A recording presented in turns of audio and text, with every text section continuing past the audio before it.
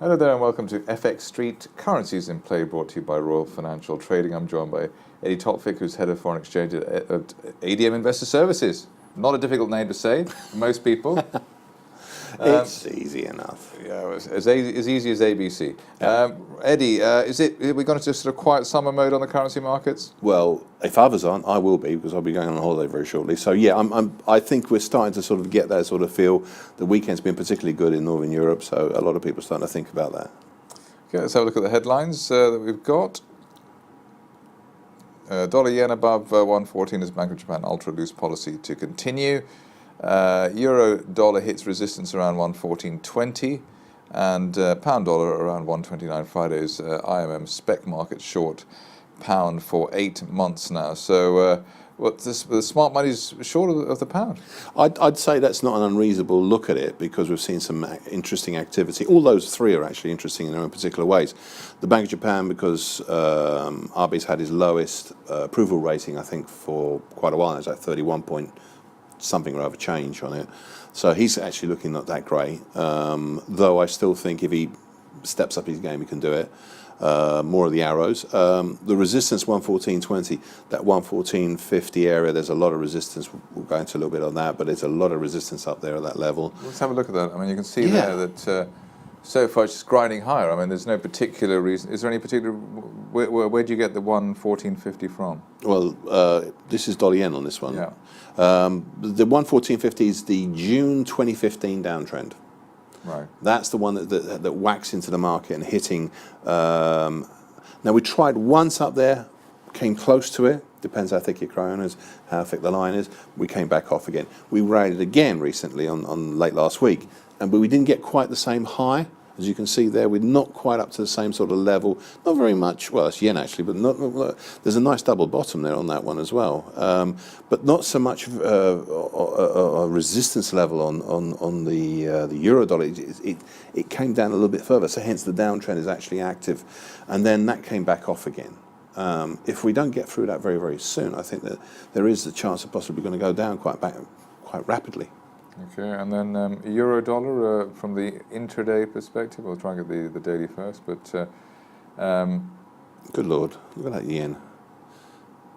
So we've been on the daily chart. We're consolidating what above. You see those highs, the two highs there. The first one's higher than this one, so it's lower highs. Okay, higher lows as well, but it's finding some resistance around that 114.50 area, and it's a dynamic level, so it's getting lower all the time.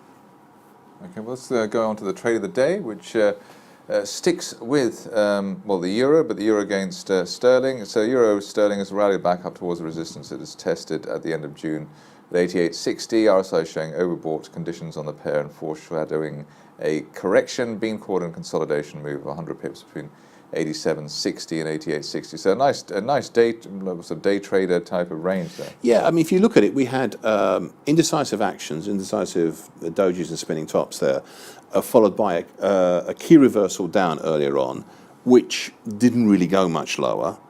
And then we had 3 days ago a key reversal up, which we went up a little bit.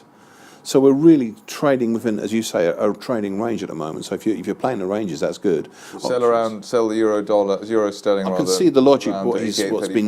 Yeah, I can see the logic behind that. 88.00. Yeah, I can see the logic behind that. You can see the resistance keeps whacking in again. And that's related back to the euro dollar again. But this is euro sterling, and that's the same sort of thing. We're seeing some resistance to the euro going necessarily higher against sterling.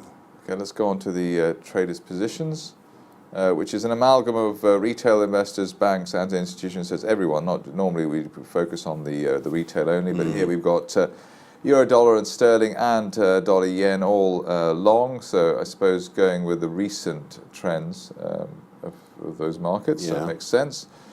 People deciding to go with the decline in dollar Canadian as well, so it's just, I think it's below 129 now. That's fairly, there's new fresh lows coming in there in recent times. Momentum trade. Short of Aussie dollar?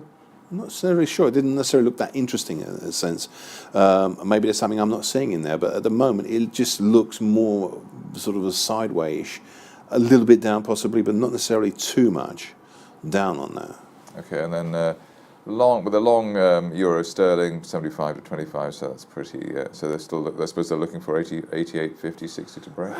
Catching falling knives again, but the opposite way. They're sort of rockets going through the roof, but you're not going to be able to do it because you'll try and catch it and then it will turn around and fall down again. So it's a bit of concern about that one.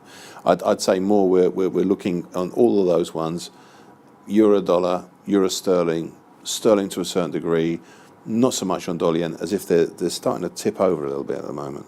Okay, and let's move along to the calendar.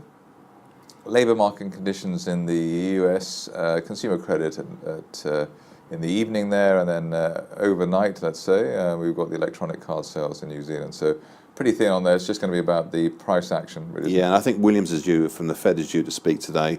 If you think about it, you might as well just go look at the market, put some trades on at the moment, go spend some time elsewhere, and come back for those two pieces a day. So when Williams talks.